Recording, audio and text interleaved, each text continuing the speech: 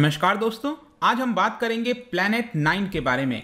वैसे अगर आप देखेंगे तो पिछले 4-5 वर्षों में कभी कभी इसकी चर्चा होती रहती है, लेकिन लेटेस्ट यहाँ पर कुछ इंपॉर्टेंट फाइंडिंग्स आई हैं प्लैनेट 9 से रिलेटेड। यहाँ पर आप देख सकते हो, the search for Pluto's possible space replacement planet 9 is heating up. तो इसके बारे में देखेंगे कि एग्जैक्टली है क्या ये, यहाँ पर साइंटिस्ट के द्वारा प्लैनेट 9 को लेकर क्या कहा जा रहा है और इसका आगे क्या इंप्लीकेशंस हो सकता है। काफी कुछ जानने को है, लेकिन उसके पहले अगर आप यूपीएससी या फिर किसी भी एग्जाम की तैयारी कर रहे हैं तो सिंपली आप हमारे ऐप को डाउनलोड कर सकते हैं और वहां पर जितने भी कोर्सेज हैं काफी कम दाम पर अवेल कर पाएंगे, या फिर studiiq.com पर भी आप जा सकते हैं।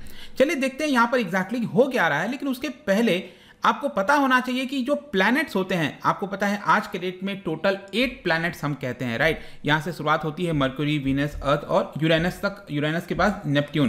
तो ये 8 प्लैनेट हम काउंट करते हैं।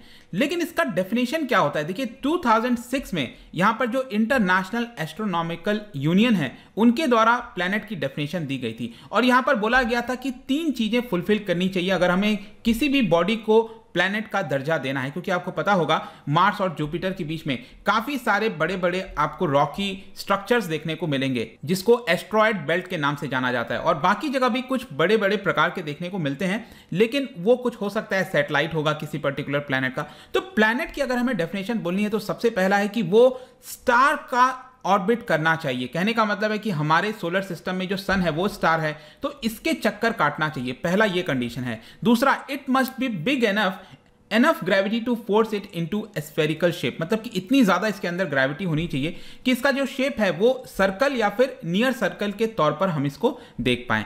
इसके अलावा जो तीसरा है वो ये है कि इसके आसपास जितने भी ऑब्जेक्ट्स हैं चाहे छोटे मोटे, वो आपका क्लियर होना चाहिए, इसका पाथ जो है वो क्लियर होना चाहिए, इसके आसपास कोई भी छोटे मोटी जो पत्थर हो गए जो भी है वो होना नहीं चाहिए। तो ये 3 अगर चीजें फुलफिल करती हैं तो आप इसको प्लैनेट का दर्जा दे सकते हो। तो आपको ये भी याद होगा कि 2006 अगस्त में यहां पर जो इंटरनेशनल एस्ट्रोनॉमिकल यूनियन है उन्होंने ये कह दिया था कि जो प्लूटो है वो एक प्रकार से ड्वार्फ प्लैनेट है, मतलब इसको जो प्लैनेट का दर्जा था प्लूटो का वो यहां पर इससे छीन लिया गया था, क्योंकि इसमें कई सारी गड़बड़ी पाई गई थी। एक तो इसका जो साइज है वो काफी ज्यादा छोटा था बाकी स्ट्रक्चर्स के मुकाबले अगर आप देखो। इसके अलावा यहां पर ऐसे जोन में ये पाया जाता था जहां पर इसी के ऑलमोस्ट साइज के और भी कई स्ट्रक्चर्स देखने को मिलते थे, तो प्लूटो को बोला गया था कि it is a dwarf planet. वैसे अगर आप देखिए तो हमारे सोलर सिस्टम में अभी टोटल 5 ड्वार्फ प्लैनेट जो हैं वो फाउंड किए गए हैं, ये सभी के नाम आप यहां पर देख सकते हो। लेकिन देखिए यहां पर सोलर सिस्टम की जब हम बात करते हैं ना, तो अभी भी बहुत सारे ऐसे रहस्य हैं, बहुत सारी ऐसी चीजें हैं जिसके बारे में हमें पता नहीं है। तो यहां पर क्या हुआ कि 2006 में प्लूटो से यह दर्जा तो ले लिया गया था, तो इसके बाद टोटल प्लैनेट की संख्या हो गई 8। लेकिन उसके बावजूद भी जो साइंटिस्ट हैं उन्होंने अपनी सर्च जारी रखी कि क्या कोई और भी प्लैनेट हो सकता है हमारे सोलर सिस्टम में। और 2016 में यहां पर आप देख सकते हो जो 2 साइंटिस्ट हैं उन्होंने यहां पर एक पेपर को पब्लिश किया था इन दी एस्ट्रोनॉमिकल जर्नल के अंदर, और ये बेसिकली बिलोंग करते थे कैलिफोर्निया इंस्टीट्यूट ऑफ टेक्नोलॉजी से, और उन्होंने एक पेपर पब्लिश किया और उसके अंदर उन्होंने ये कहा कि उनको कुछ ऐसे एविडेंस मिले हैं। ध्यान रखिएगा 2016 में सबसे पहले उन्होंने कहा कि हमें कुछ ऐसे एविडेंस मिले हैं जो कि एक डिस्टेंट जायंट प्लैनेट हो सकता है। कहने का मतलब है कि जो हमारा पूरा सोलर सिस्टम आप देख रहे हो, ये जो 8 प्लैनेट्स हैं उसे कुछ और कहीं दूर जाकर यहां पर एक बड़ा सा प्लैनेट हो सकता है, ऐसा उन्होंने अंदाजा लगाया और इसका नाम दे दिया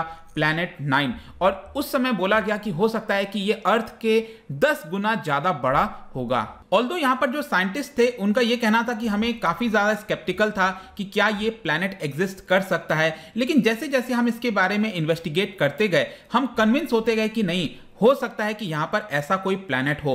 और ये एविडेंस सामने आया कि 150 वर्ष में, क्योंकि अभी तक ये माना जा रहा था कि साइंटिस्ट ने, एस्ट्रोनॉमर्स ने जितने भी प्लैनेट्स हैं उसकी संख्या गिन ली है, लेकिन 150 साल में फाइनली जाकर हमें सॉलिड एविडेंस देखने को मिलता है। और ये कहा जाता है कि जो टोटल खोज है, जो सेंसस हम कहते हैं ना, काउंटिंग, वो अभी इनकम्प्लीट है हमारे सोलर सिस्टम में और अभी भी कोई प्लैनेट हमें फाउंड हो सकता है। तो 2016 में थोड़े बहुत जो एविडेंस मिले थे उसको लेकर फर्दर इन्होंने अपना जांच जो है उसको स्टार्ट कर दिया और 2019 में फिर से एक पेपर जो है वो पब्लिश किया गया और इस बार उन्होंने उसके ऑर्बिट के बारे में बताया कि कुछ उसका ऑर्बिट हमें देखने को मिल रहा है और वो अदर ऑब्जेक्ट्स पर इंफ्लुएंस कर सकता है। और 2019 में देखिए अब उनका ये कहना था कि ये जो प्लैनेट है उसका साइज अर्थ के 5 गुना ज्यादा बड़ा हो सकता है। 2016 में उन्होंने कहा 10 गुना, उसके बाद वो लोग कहे कि नहीं ये 5 गुना के आसपास हो सकता है। और यहां पर आप देख सकते हो यही बोला गया है कि एक्स्ट्रा सोलर जो सुपर अर्थ है उसके तौर पर हम इसको देख सकते हैं। और एक प्रकार से एक ऐसा विंडो हमें देखने को मिलेगा जहां पर जितने भी प्रॉपर्टीज होते हैं टिपिकल प्लैनेट के गैलेक्सी के अंदर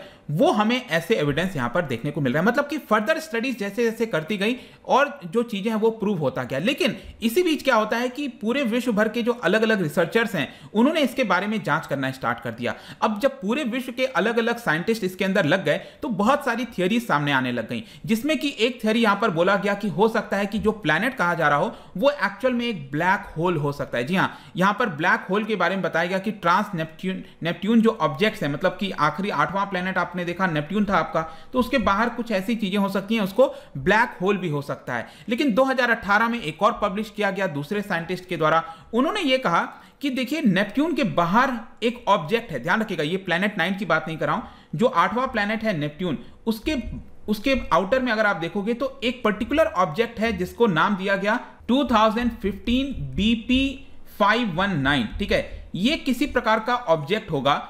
ये बेसिकली क्या हो रहा था ना, इसकी ट्रैजेक्टरी इधर उधर मूव कर रही थी। अब इसकी ट्रैजेक्टरी हो सकता है इसलिए मूव कर रही होगी क्योंकि उसके पास में ही यहां पर प्लैनेट 9 होगा, मतलब एक और प्लैनेट होगा जिसकी वजह से इस पर्टिकुलर ऑब्जेक्ट की ट्रैजेक्टरी इधर उधर डिसबैलेंस कर रही थी। तो इससे भी कुछ एविडेंस सामने आया और बताया गया कि हां प्लैनेट 9 हो सकता है। तो ये सारी चीजें 2019 तक हमने देखी, जो भी मैंने आपको बताया। तो फाइनली जाकर यहां पर जो कुछ नए एविडेंस सामने आए हैं उसी को लेकर हम यहां पर अब चर्चा कर रहे हैं। तो देखिए जो नया एविडेंस आया उसमें पिछले महीने की बात है, अगस्त के लास्ट में यहां पर जो डॉक्टर ब्राउन है उन्होंने ट्वीट किया और यह कहा कि we have found the treasure map of planet 9। उसमें उन्होंने ये कहा कि पिछले 5.5 ईयर्स के बाद जो इसका एग्जिस्टेंस है वो फाइनली अकम्प्लिश्ड हो गया, मतलब उन्होंने फाइनली इसको मान लिया है कि ये आपका प्लैनेट 9 एग्जिस्ट करता है। लेकिन ध्यान रखिएगा ये उनके द्वारा बोला जा रहा है, इसको फॉर्मल रिकॉग्निशन अभी के लिए नहीं मिली है। वो आगे देखा जाएगा, जब और सारी चीजें कंफर्म हो जाएंगी तब जाकर इसको फॉर्मल रिकॉग्निशन में भी हो सकता है आगे चलकर कुछ हो दिया जाए, आई डोंट नो।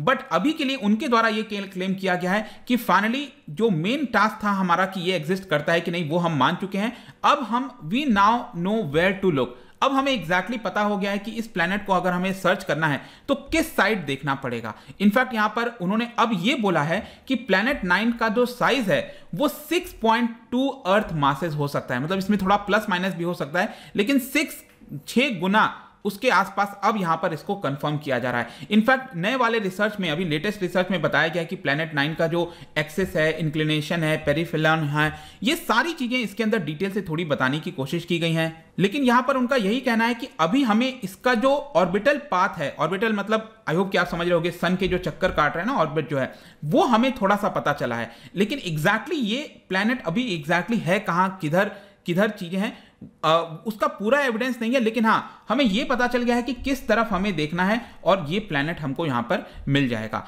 और यहां पर जब उनसे पूछा गया कि क्या बता सकते हैं कि यह प्लैनेट कैसे कब बना होगा और कहां पर बना होगा बेसिकली, तो उनका यह कहना था कि मोस्ट प्रोबेबली हो सकता है जो यूरेनस और नेपट्यून है उसके आसपास ही कहीं ये प्लैनेट बना, फिर धीरे धीरे ये प्लैनेट क्या हुआ जुपिटर और सैटर्न के करीब आया होगा। लेकिन यहां पर कई फोर्सेस की वजह से उसको दूर फेंक दिया गया। जुपिटर और सैटर्न आपको पता है ह्यूज आपके जायंट प्लैनेट्स के तौर पर देखे जाते हैं, तो उनके फोर्सेस की वजह से वो कहीं दूर जाकर जो है आपका चला गया होगा और इसीलिए ये नेपट्यून से बहुत ज्यादा दूर चला गया है। ठीक है, तो ध्यान रखना अभी के लिए कि अभी साइंटिस्ट के द्वारा इसको लेकर एविडेंस देखा जा रहा है, अभी भी चीजें जारी होंगी। इनफैक्ट यहां पर यह भी बताया गया है कि चिली के अंदर वीरा सी रूबिन ऑब्जर्वेटरी जो है वो आपका अंडर कंस्ट्रक्शन है। जब ये कंप्लीट हो जाएगा तो स्पेसिफिकली प्लैनेट 9 के बारे में ये देखने की कोशिश करेगा, नाइट आफ्टर नाइट वो देखता रहेगा कि एग्जैक्टली ये प्लैनेट कहां पर है, तब हम और ज्यादा श्योरिटी से चीजें कह सकते हैं। बट आई होप कि ये जो चर्चा है ना प्लैनेट 9 की, आपके एग्जाम में डेफिनेटली पूछा जा सकता है कि रिसेंटली न्यूज में था,